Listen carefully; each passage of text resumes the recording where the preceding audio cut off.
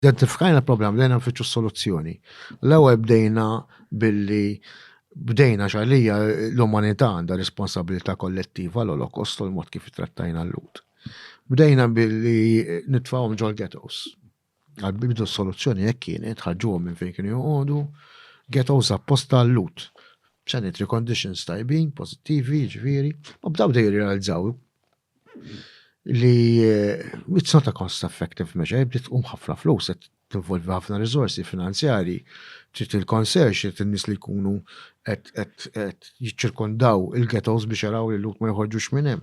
Mbagħad morna soluzzjoni naqra iktar effiċjenti, allura bdejna il-lut ta' parsi ngħidulhom ħarġina għal dawra fil-foresta u flok ħadgawd il-foresta fil-verità kienu il-firing squads armati bdew jisparaw fuqhom bil-single rifle shots, firing squads.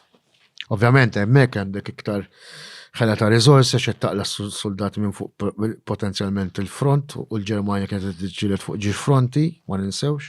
Qed taqla soldati qed tuża l-munizzjon, qed tuża riżorsi biex jħafru l-qobra. Allora morna soluzzjoni oħra flok daqshekk soldati ma nużaw spendaw machine gun. Ġifieri ħriġt il-lut, ħriġthom mal-foresta biex jgawdu naqra arja u bdejna nużaw il-machine gun. Another cost-effective measure. Then we realized that even that is expensive. Għax qed nużaw il-munizzjon, xort qed naqlaw it-truppi, xort qed nużaw is-soldati biex jħafru l-qobra tal-lut. Mela ejja nġallu l-lut jħafru l-qobra tagħhom stess. Allora ħadnihom il-foresta, benilhom l-idea li ħanoħduhom biex jaraw l-ambjent, badnilhom li issa qegħdinaw ħafru ftit. U li kienu qed jħafru kienu l-qobra tagħhom stess allura salvajt ir-riżorsi. Immank u għazzajt il-machine gun, spandaw, tiltom. Immanka dik bdew jirrealizzaw li xorta għadek qed tuża truppi, xorta ħafna riżorsi, allora morna l-soluzzjoni finali, soluzzjoni super razzjonali. Li kienet ġejja term ġejja minn hemm li kienaw daw is-soluzzjonijiet kollha kien hemm ghettos, kien hemm firing squads, kien hemm diversi. Ma kontx naf li l-final. U mbagħad morna soluzzjoni finali li kienet iż-Zyklon B, concentration camps u Zyklon B.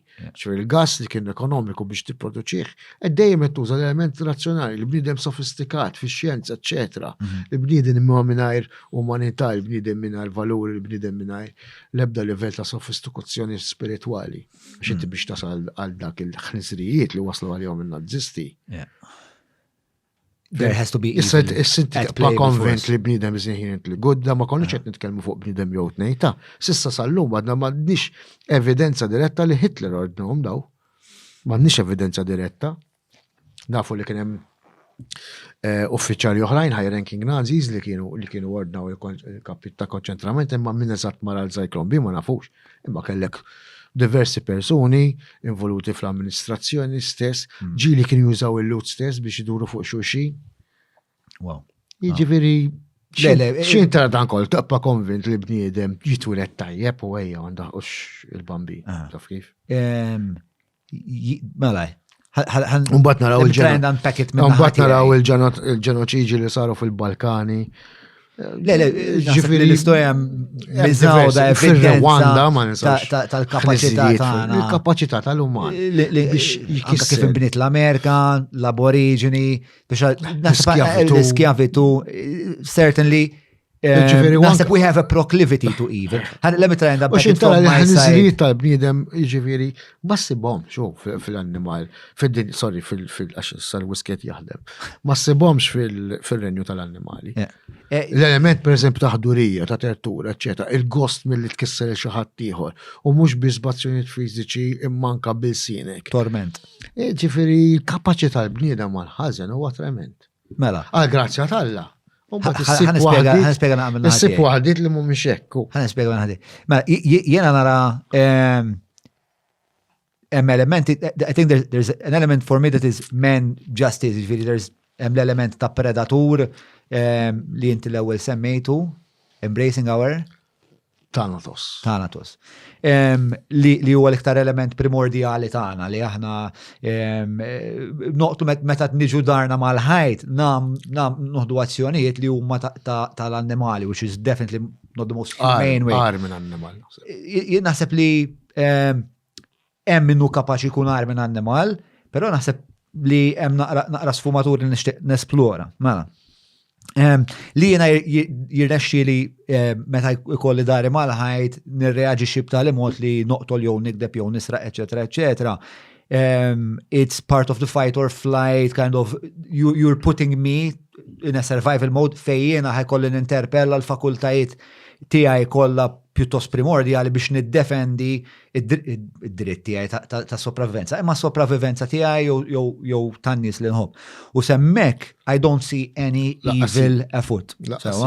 Jien naħseb li għax kif attenti għax li l-pup għalija that's not evil, that's just tragedy jekk jiġi lupu u jitfaċċa li għandna Depiro Street tas li ma jkolli t-tifla. Ma naħsibx dak il-lupu huwa evil, naħseb li din hija traġedja u dak is acting out its nature. Naħseb li mbagħad l-ewwel sfumatura ta' ħażen evil kattiverja tibda meta we start toying mal-poter, meta jiena nibda noqtol biex nibda tiela il-ġerarkija soċjali li fil-bidu aqqas tkun daqshekk evil, it starts it's the kind of gateway drug to the pleasure payoff li inti jibda jkollok meta tibda tagħmel l-affarijiet ħżiena. Ma naħsibx jiġri bħalma lupu joqtol biex ikollu iktar aċċess għal status fil-pek tiegħu. Naħseb meta dik il-ħaġa ssir, I don't like it at all. I don't like it at all. Però it's not the worst one still. Jien naħseb the evil starts meta inti akkwistajt ċertu ammont ta' poter u il-poter issa qed tisker fil-poter u tu qed tisker ukoll fil-pjaċir li tik it-terrur li qiegħed toħloq.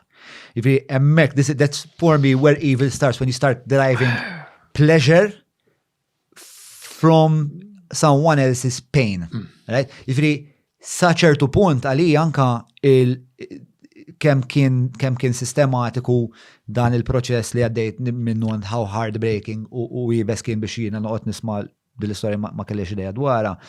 Xorta, per eżempju, ma nafx qatt rajt meta Saddam Hussein qiegħda fuq il-YouTube, meta Saddam Hussein ħal parlament Iraqin.